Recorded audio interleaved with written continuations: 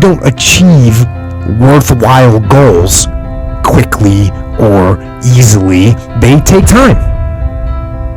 They take struggle.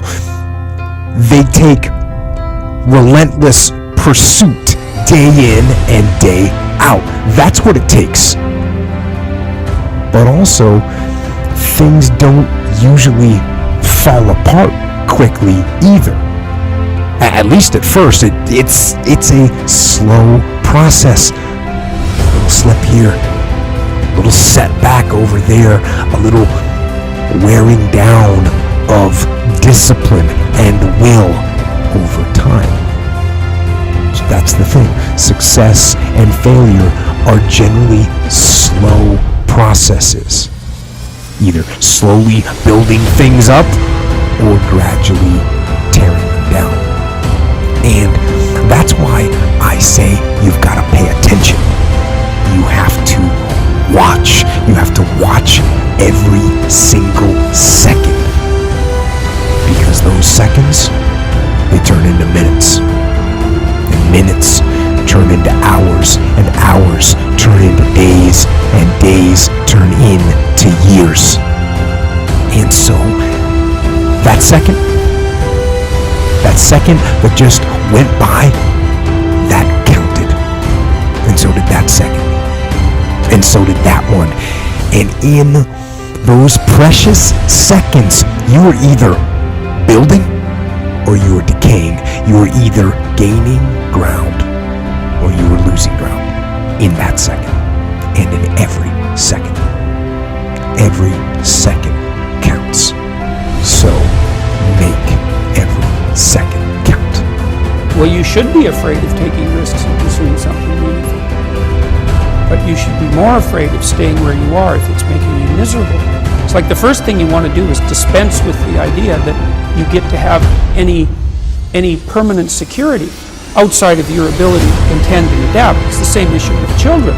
It's like you're paying a price by sitting there being miserable. You might say, well, the devil I know is better than the one I don't. It's like, don't be so sure of that. The clock is ticking. Yeah. And if you're miserable in your job now and you change nothing, in 5 years you'll be much more miserable and you'll be a lot older. It's a luxury to pursue what makes you happy. It's a moral obligation to pursue what you find meaningful. And that doesn't mean it's easy. You know, if you take people, and I've told you this, and you expose them voluntarily to things that they are avoiding and are afraid of, you know, that they know they need to overcome in order to meet their goals, their self-defined goals. If you can teach people to stand up in the face of the things they're afraid of, they get stronger. And you don't know what the upper limits to that are, because you might ask yourself, like, if for 10 years if you didn't avoid doing what you knew you needed to do, by your own definitions, right, within the value structure that you've created, to the degree that you've done that, what would you be like? Well, you know, there are remarkable people who come into the world from time to time, and there are people who do find out over decades-long periods what they could be like if they were who they were, if they spoke their being forward. And they get stronger and stronger and stronger, and we don't know the limits to that. We do not know the limits to that. I wish I had not waited 14 years. Somebody said if you want to lose something, lose money. You can get that back. 8 out of 10 millionaires have been financially bankrupt. Walt Disney filed bankruptcy 7 times and had 2 nervous breakdowns. But don't lose time. There were 14 years I sat on the sideline.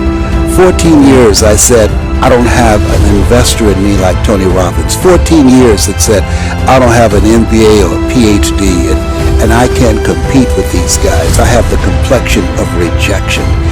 14 years I silenced myself. Wow. And so I regret that, because there's some people that maybe if they'd heard my voice, they would not have turned to drugs. If they'd heard my voice, their lives would have taken a different direction. And I can't get those 14 years back. That haunts me, and I think that drives me when I speak with such energy. I'm trying to make up for that time, but I